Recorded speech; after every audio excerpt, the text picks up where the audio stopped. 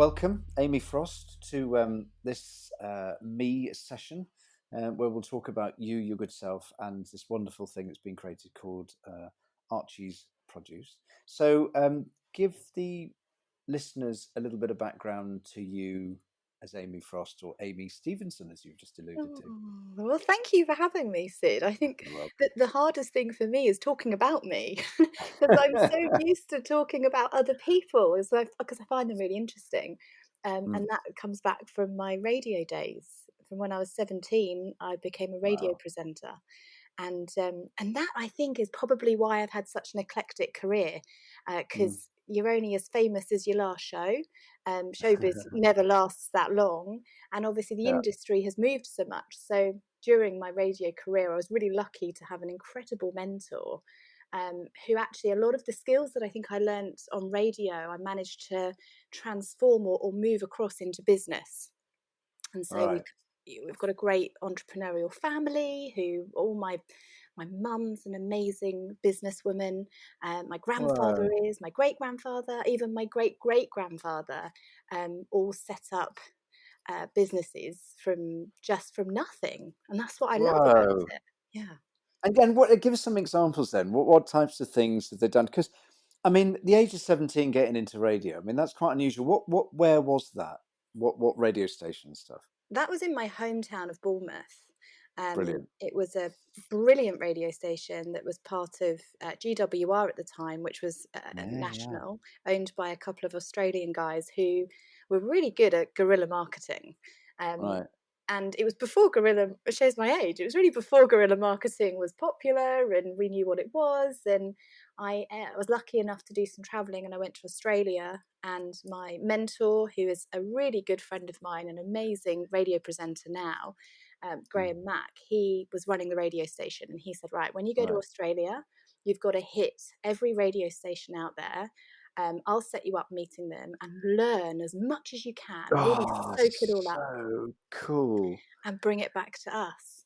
And that was Wow. really, Really? yeah, and we did, and that was where Oh my God. marketing started, and we moved really from about being a host on a radio show to you're also marketing. You're marketing yourself, you're marketing the station, you're marketing brands, and I guess that's where Brilliant. my passion for marketing came from. And in terms of, just explain what guerrilla marketing is, because you and I kind of know, but what is it in essence? It is, well, how I like to describe it is it's being in the old days, it was being in people's faces. It was quite aggressive marketing. Mm, I remember there were mm. street crews. Probably most of the UK would know a radio station's Black Thunder crew, which were the promotional Right. team. And they'd go out in Right. their cars, they'd give out free donuts, and they'd go to wherever you were. And Brilliant. that was Brilliant. our version of guerrilla marketing. In Australia, the street crews would take paintball guns and they would Yeah. shoot paintballs at the competitor's business branding. They never got Right. arrested for it, and that's how they'd get the PR, because there were always these rivalries between the radio stations, and that was their form. They had really aggressive marketing. I think nowadays, if I look at guerrilla marketing, I'd say it's not so much about being aggressive or in people's faces. I'd say it's Mm. more connecting with people, understanding them, and being really putting your brand wherever they are. So really, I mean, do you think it's, in essence, it's kind of social media, isn't it? Really, kind of with TikTok and Instagram and all that kind of stuff. Because a lot of the channels used at guerrilla marketing were just completely off the wall, weren't they? I mean, the unexpected. But in a Mm. way, social media's kind of jumped on that now, isn't it? And that's what brands are doing. Well, it's interesting. I do agree with you. But I also think that social media has become, it's just content creation. And what it's done is Brilliant. given the people who read it, the listeners, the viewers, the power to be able to create their own content. And it's that how I don't know if you know, but I started a little business in the equestrian industry, which was it was all content creation. That's what we did, and we actually Mm. utilized our listeners, and our readers, their own content, and that's how we grew so quickly. I mean, we grew to 30,000 followers on Twitter when Twitter was That's super fantastic. popular. And at one point we reached 5 million people a day. And that's not because Whoa. it's insane, isn't it?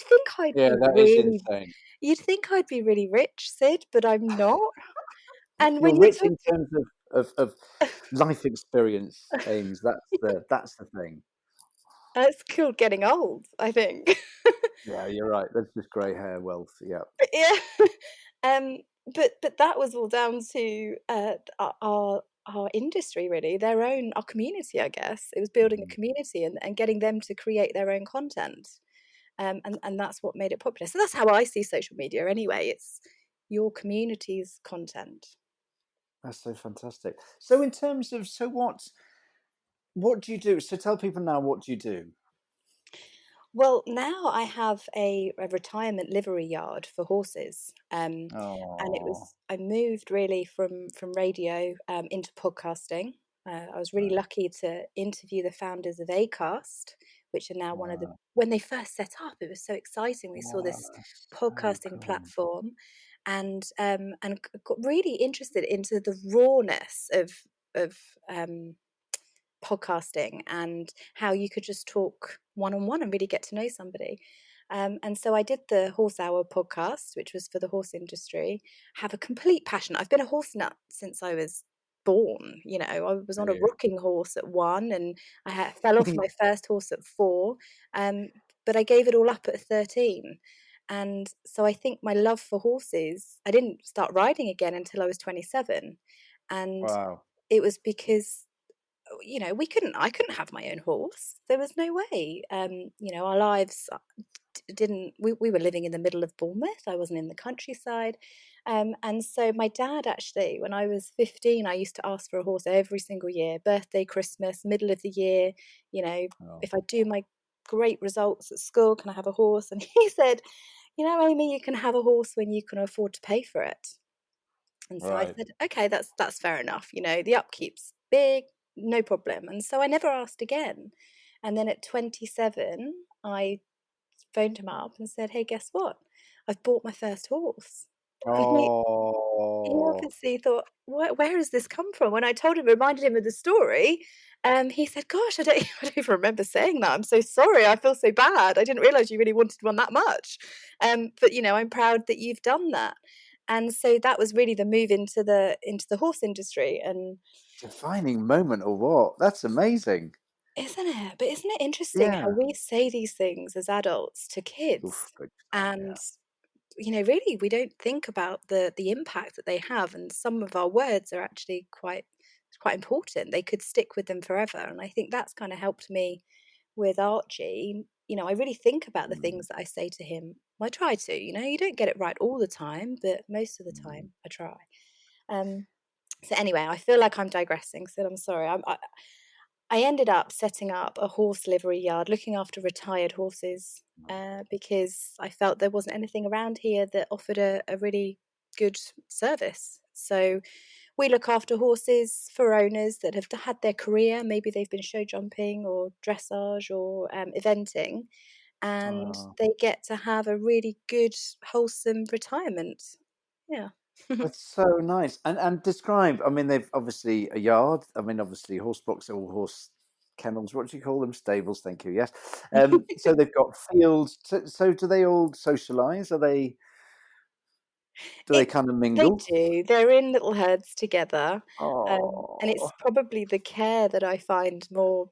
But I just get more out of the care than I would ever riding the horses, and I think it's probably because my horse is a bit broken. I can't ride him that much. I've had him for, right. well, since he was 4. He's now 12, and I get a lot out of just being with him, caring for him. They really are remarkable animals. I know I sound like a horse nut, but they can be used for therapy.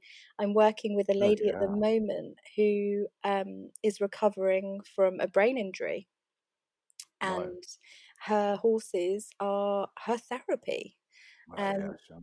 as well as helping her with her recovery. And when you speak to people in the industry, they're just so inspiring. There's the most fascinating woman called Polly Williamson, and she's written a book about where she lost her identity, because she had an accident. And it was a Wow. friend of mine, actually, that was there when Polly had her accident. and she just became a different person. She couldn't walk, she couldn't talk, she had a family, and she had to teach herself all those things again. And you hear about these stories and think, oh gosh, like what an incredible lady. And then you hear about these stories over and over and over again.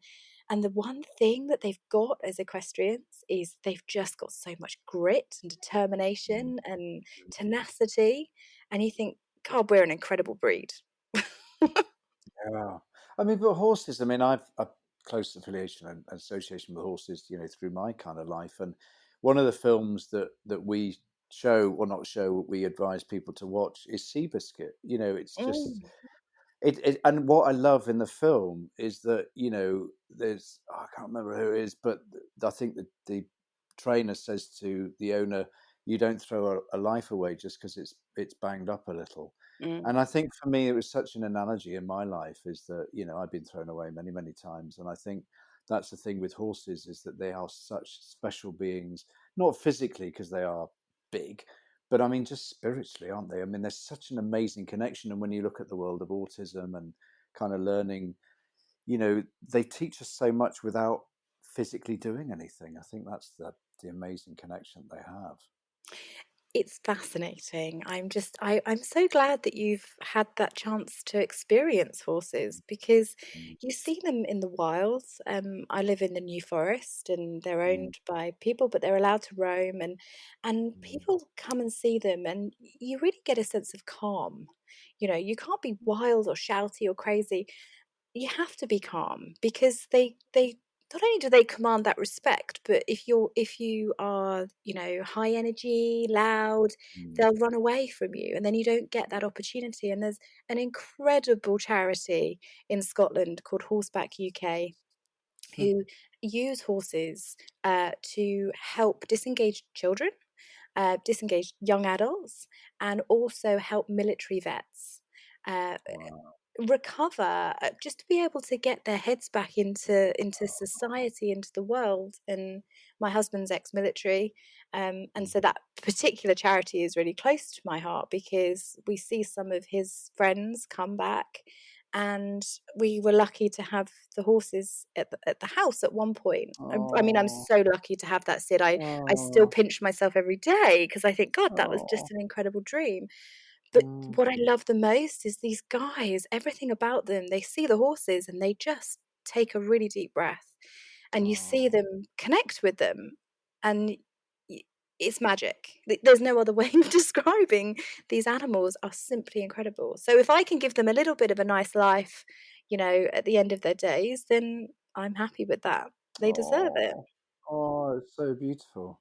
I like the thing I love about horses. One is their physical presence, but secondly, their smell, but also that little bit of kind of smooth fur or whatever it is between their nostrils. And Mm. that is the bit that I just, and their chins. And you could just get hold of their chins and give them a good old kind of chin scratch. They're just brilliant. I remember when I lived over in Holland, there's a lady that I used to go out with had a horse, funny enough, called Wales, and he was a Dutch warm blood. Is that right? I think, Mm. and was just, oh man, what a being, And you kind of look at a horse when you're younger and think it's just a horse, Mm. but then when you get to know them individually, they are such characters, aren't they? I mean, he was really naughty, and I remember once that a mouse had got into his feed, and he bit through the mouse, and went absolutely, as you would do, completely ballistic, and wouldn't trust the horse feed box again, because he thought there was something kind of spooky in there. And you can kind of get that, can't you? Jim Carrey talks Mm. about that whole thing about living in love and fear. But yeah, and I never forget that. He was completely, no trust. That was it, out of that one kind of experience. Whoa. So you've got the livery now, or you've got the yard now. I mean, Mm. how many horses do you We have 12. Um, have? we're not huge, there's yards that have 30 or 40 horses, mainly Oh, competition horses. I have a few competition horses. One of them's ridden by an incredible international Irish rider. But we have hers because in the competition world, they don't really get much headspace. They don't get time to really just oh, be horses. So I have hers to have a bit of a break, and then they go back and compete. And it's a bit of a test, really, oh, to see if these horses will perform better. And so far, each one that's gone back is performing better just from having the headspace. But it's interesting that you say about the personalities, because Archie's produce is completely born through us getting chickens, which I never wanted. No, I can't get the credit for that. Wasn't It's on your my to-do list then. no, I mean, they smell. I had a fear of birds, you know, They're I very never flappy, aren't they? yes, I never imagined having chickens running around, but since getting them, they have the most incredible personalities, each one. They're quite Oh, funny, really? actually. Yeah, yeah, they do. So it is really like Chicken Run then? So It that's is, I true? think of chicken run every day because they chase people that come in the drive. As Right. soon as you yeah, they're quite demanding actually. And you know, like have you ever had a dog, Sid? Yeah, I have a dog. I've got a dog called Bilbo, who's the 11.5-year-old Springer, who is Oh, just lovely. yeah, So yeah, let's say you don't feed Bilbo early enough in the morning. Would he ever yeah. sit there and bark at you to remind you that he's there waiting for his dinner? Yeah, he would give me. He wouldn't bark at me, but he would certainly let me know. Yeah, absolutely. Oh, well, Yeah, my Labrador will bark at me if I if I leave it too long. really. He'll sit and bark as if to say, "Come on, woman, what are you doing? My dinner's not there." Well, the chickens do the same. If I don't feed them quick enough, they will squawk and chase Oh, you're you breaking until up. you get I've their lost feed. you. But you do become really attached to them. So go back to your Labrador. So yes. So if you don't feed your Labrador, what's your name of your Labrador? Smokey Joe. He's called. Smoky Joe, right? He's a cute Labrador called Smokey Joe. Um, Quite a ridiculous name, but I thought it matched Blackjack, which was my horse. I thought it was quite American at the time. So we've Yeah, got Blackjack and Smokey Joe. And yeah. if I don't feed him on time, then he will sit and bark. He'll give this short, Really, sharp bark as if to say, "Come on, woman, get my dinner. I'm waiting." And the chickens are exactly the same. They will sit, and if I don't get their really. dinner quick enough, or Archie doesn't run out there with their breakfast, then they will sit and squawk. But you do become really attached to them.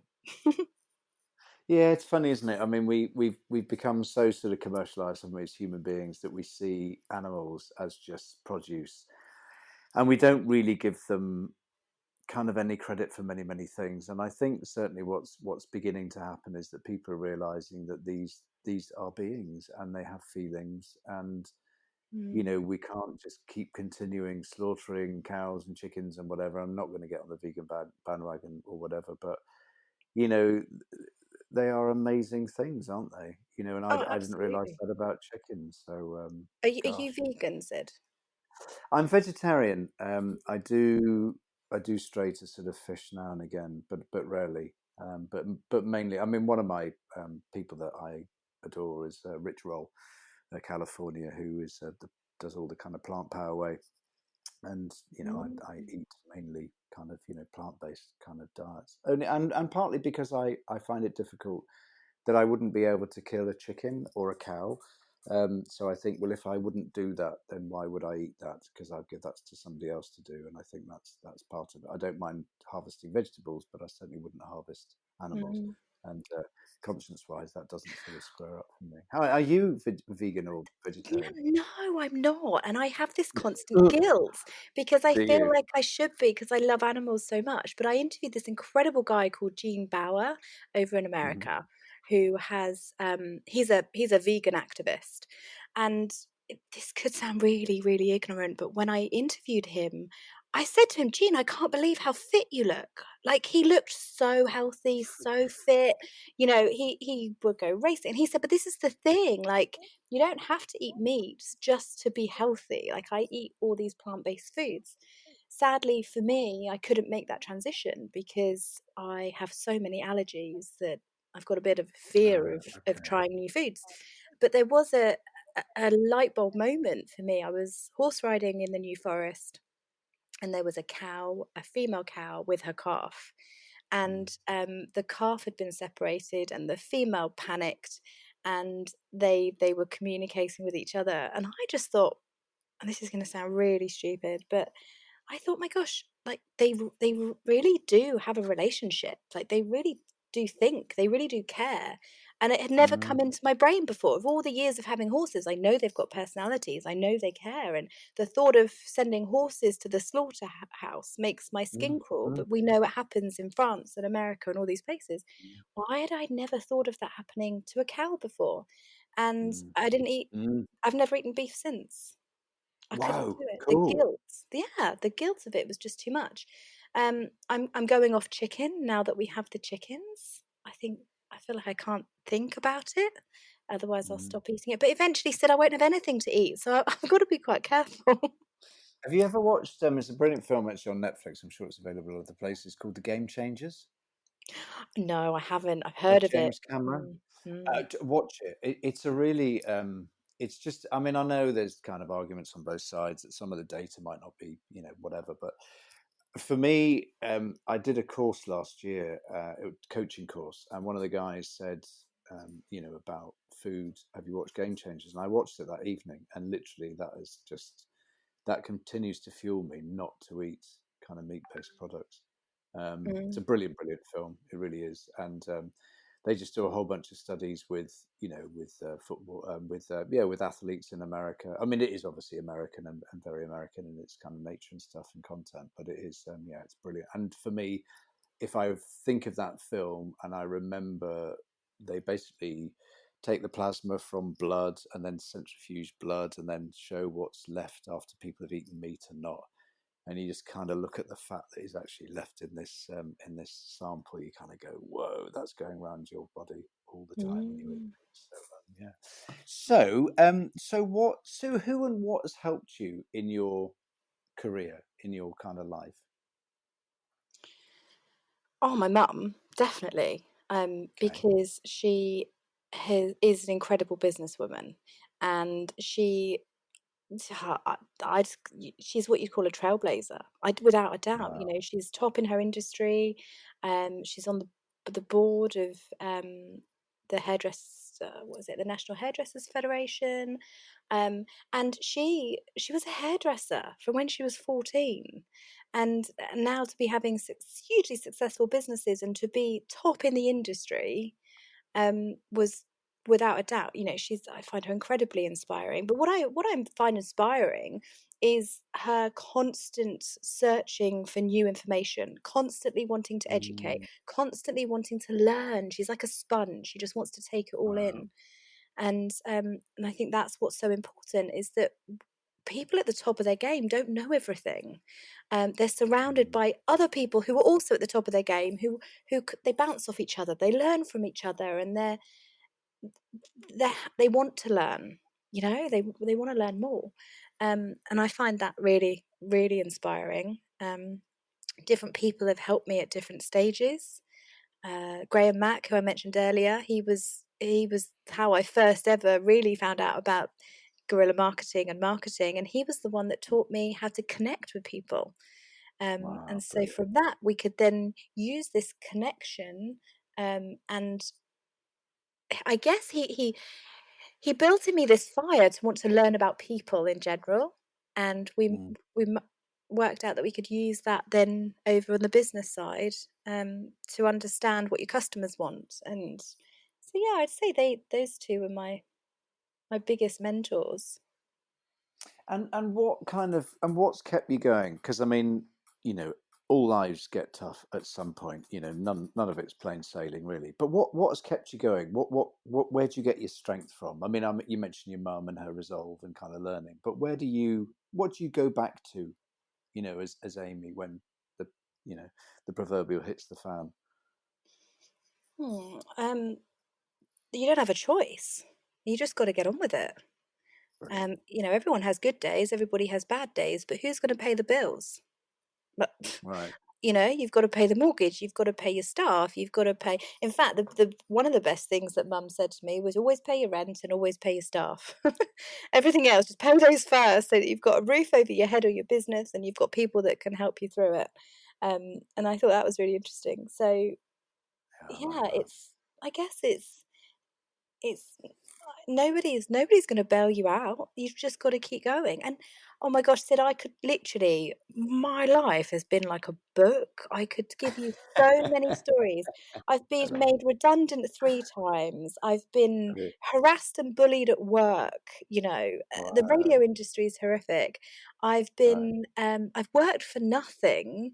I've lived in a pub to work in the pub to keep, because I was determined that I wanted to be a radio presenter. So, Wow. you'd have to do all these hours for nothing, voluntary work. And I worked in the pub to pay for my accommodation so that I could work in the radio station for free.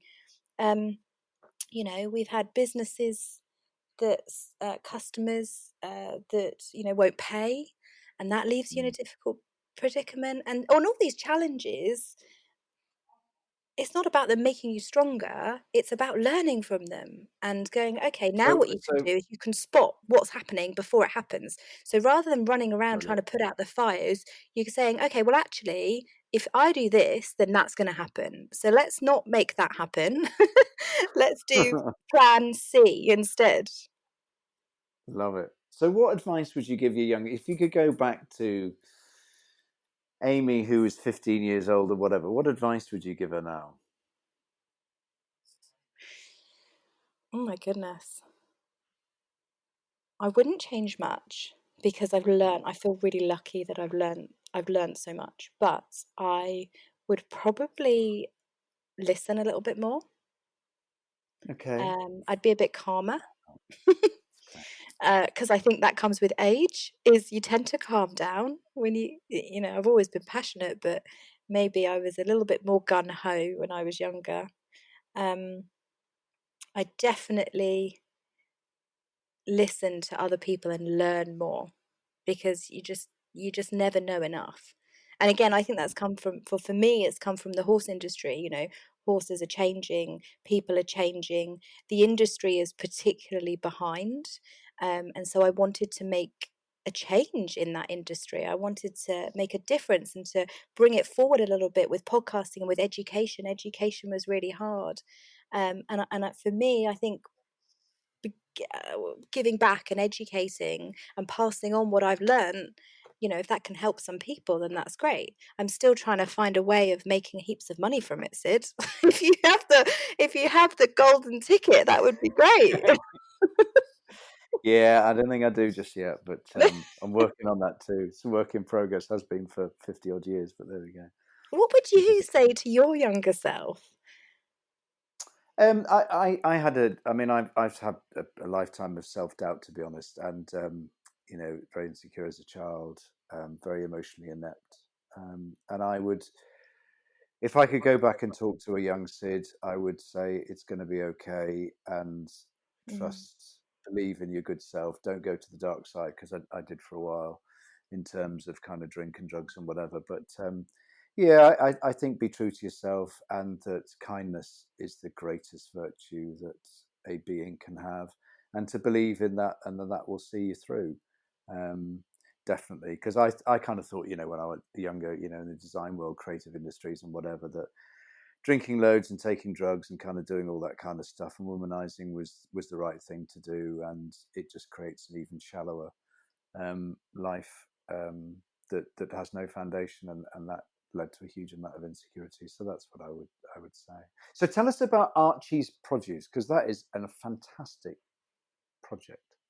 Oh, thank you. Well, it started as a project. It was exactly that, a home learning project for Archie. Right. He is a wonderful little boy. He's so clever, and his schoolwork, he was doing really well with his schoolwork. But he became disengaged with it. It was all about home Wow. learning. A lot of my friends were putting huge amounts of pressure on themselves to make sure that their kids were at a certain level, and they were, let's be honest, Sid, we don't know what we're doing. It's only since home learning that we now know what the kids are learning at school. And I find that bonkers that before this whole pandemic, we weren't told as parents how much the children are learning and what they're learning. How can we support them at home if we don't know what they're doing? So, parents' evening, at the beginning of the school year, they'd send out, oh, your children are learning about, London burning, they're learning about Marwell Zoo. But that's great. But what are you learning about it? How can I help them with that? And so it was only since going through the home learning exercises that we said, okay, well, he's learning this in multiplication, he's learning this in literacy, and we'd sit down and do his maths. And he, to be honest, he was really good at it, and so he found it boring. So we had to try and make the tasks a little bit more difficult. He got bored of it being in the kitchen at the table, and as much as I tried to make it fun, it wasn't fun. I mean, who loves multiplication unless you can relate it to something in the real life? And I never had that as a child. And half the reason why, I'm not great at exams, even now I'm not great at exams, is because retaining the information is fine if I understand it or can relate it to something. But if you want me to read a book and tell you what happens, I can't even tell you what happened 10 pages ago because I've forgotten it. And so I just really wanted to try and bring his homework into the real into the real world. And it started with maths tennis. He's really super sporty. So everything, he just loves football and everything's football. But he also loves other sports. So we tried to get him to play some other sports like tennis. And I thought we'll do some maths at the same time. Things like practicing your times table whilst we're hitting the ball to each other. And he got that really well. Um, Brilliant. and then we had these chickens, and he's used to the horses. He gets to ride the horses. So he's really lucky. It's not really that fun for him because he's always been around them. But the chickens were relatively new, so they captured his imagination a bit more. And for me, I really wanted him to learn how to look after animals, and why it's important that we care for them. Because as a culture, we have a throwaway society, like you were saying earlier. It's so easy to just go, oh, well, chicken, you're just going to eat it, and have no thought or feeling for that chicken. And so it was teaching him really pet care, but for maths. That's how it started, counting the eggs. And so his one little project with his chickens ended up becoming hugely successful as a little business, mainly because of lockdown. So he'd look after his chickens in the morning. He wouldn't clean them out because they do smell. Like I said in the beginning, my biggest fear, Sid, was that birds smell, and they do. So that's a daddy job. But the Bless eggs, you, he was, Daddy. yeah, bless him. That's a blue job. He gets all the blue jobs. And so it was about learning multiplication, counting in threes, something he wasn't learning at school, and he could hold the eggs and he could move them around, and that's how it started. And then we had a neighbour who couldn't get any eggs, and so Archie said, "Oh well, I've got loads of eggs. Why don't I give her some?" So he started giving his eggs away, and then that just kind of developed into selling them for 50p for 6 eggs. And then Wow. eventually it was the customers that were saying, they were sending me private messages on Facebook. They were finding us on Facebook, sending messages and saying, "Oh, can I get some eggs? We can't get any." And they were the ones that were saying, "I'm not prepared to pay 50p. That's not fair because they're £1.25 in store. So that's what I'm going to pay." So they were overpaying, giving Archie all the money. Oh. Hmm. Oh. So just explain what Archie's Produce does. Archie's Produce is now an online farm shop, and it grew within 2 weeks. The first day, first 24 hours, we had a waiting list of 2 weeks for eggs, and that was partly because we only Wow. had 6 chickens. So the girls can only lay so many eggs at a time, but we were getting customers from within a 20 minute journey, really, messaging saying, "Can I get some eggs?" So we knew that there was a demand there. So we went and got another 6 chickens. We had 12 altogether, and people were having to wait for these eggs. And it was Archie on day number 3, because he used to put the eggs out, wash them, stamp them with a date. I got some little boxes, little cartons I got off eBay, and a stamp. And the stamp was just a fun little feature for him. It said Archie's eggs. And I thought, how cute is that? He's got his own eggs. So he stamped his own egg stamp. So he stamped them. Um, and we set up a little Facebook page. And he was the one that said, "Oh, why don't we just find somebody who also has chickens and buy some eggs off them and then sell them for a little bit more money, and then we can Wow. meet, we can deliver to everybody who wants them. And I was so surprised, Sid. I was so proud of him, but he's only Wow. 7. So to be Wow. thinking, he's got a really good way of alternative thinking. And I really love that about him. He's got a problem. The problem was he didn't want to clean the eggs anymore. So it was his problem that was really bothering him because he had a lot of eggs to clean. He didn't want to do that. So why can't he just buy them? And he came up with a solution. So that's exactly what we did. I found a local supplier who has free range eggs, free range hens, because it was really important to us. Not only was he Mm. learning about the maths and the looking after the animals, but he was also starting to learn. Then it progressed into, where does food come from? How do you look Wow. after the animals? And it's more than just walking into a shop and buying the food. Mm. A customer needed some flour. Nobody could get any flour. So we sat down as a family and said, well, we could supply them flour, but should we just go and get any old flour from the wholesaler? Or do you think we should support somebody locally? And it was agreed that Oh. we'd find a local flour company. She agreed to support Archie. And then over a week, we just expanded the food range to the essentials, because the other issue was that people couldn't get any deliveries. We were right in the height of lockdown. So your main Asda's, Tesco's, Sainsbury's, they were so busy that they couldn't deliver to everybody unless you were vulnerable. There were some vulnerable people that weren't able to get deliveries, so their neighbours were helping them out. One lady messaged and said, could you deliver to me? And she was slightly outside our area. Um, and I said, yeah, of course we can. She hadn't been out of the house for 66 days. Her Oh, friends God. had been buying her food. She was 45 minutes away from us.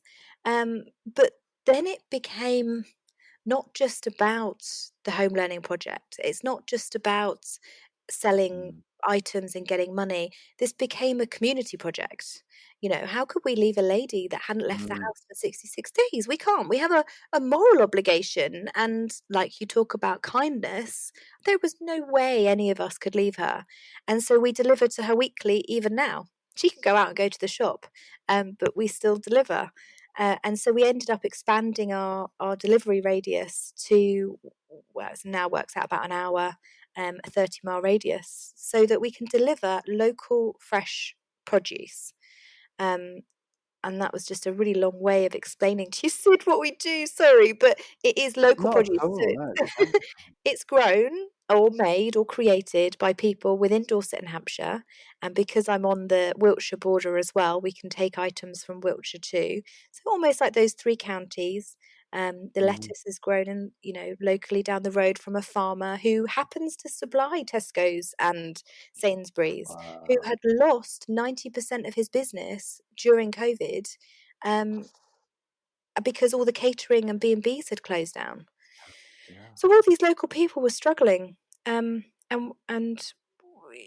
we just basically made a new outlet, a new opportunity for Mm. them to sell their products. That's fantastic. So, if I was to ask you one word that you would use to describe yourself, what one word would you use? Oh my goodness. Tough Um, one. oh, positive. Lovely. Okay. I hope. Amy, you hope, of course. Amy, it's been wonderful talking to you. Thank you so much for your time and sharing your stories about your radio past and you, but also as Archie's produce. It's been absolutely fascinating. Thank you very much. Oh, well, thank you so much for having me, Sid. I'm going to go and Google your TED Talk. Oh no, Mhm. the dreaded TED Talk. There we go. Well, Amy, enjoy the rest of your day. Pass on my regards to your family, and all to the horses as well. I will. Thanks so much, Sid. See you.